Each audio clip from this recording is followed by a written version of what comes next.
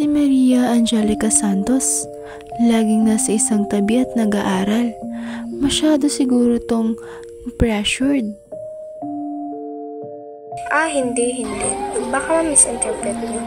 Hindi ako pressured dahil sa parents ko. Pressured ako dahil gusto ko. Gusto kong pinapressure ko ang aking sarili.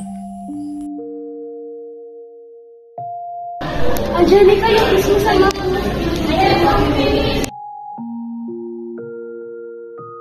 Bakit ganito?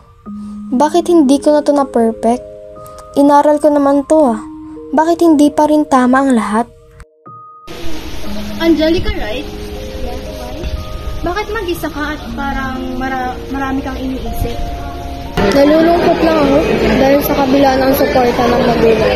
May pressure kong masyado ang sarili ko. Tanggap naman nila kung ano mga ginagawa ko. Disappointed lang talaga sa sarili ko.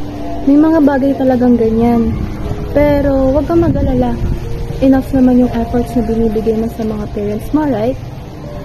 So, it's okay lang naman. Don't pressure yourself.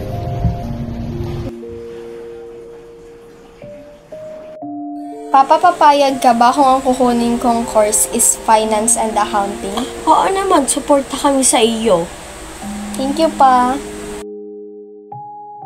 Ipinagmamalaki ko na sumusuporta ang aking magulang sa lahat ng aking gagawin. Sabi nga nila, huwag kong kakalimutang magdasal dahil dito ko mararamdaman ang pagiging kampante ng loob ko.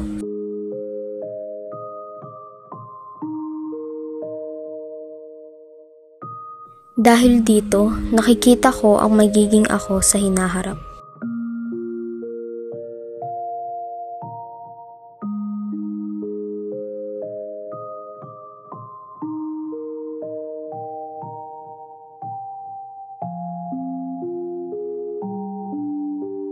Proud akong sabihin na naabot ko na ang pangarap ko.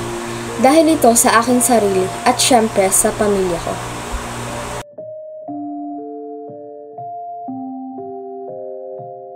Hindi dapat i-pressure ang mag-aaral dahil maaari itong magdulot ng negatibong epekto sa kanilang mental at emosyonal na kalusugan.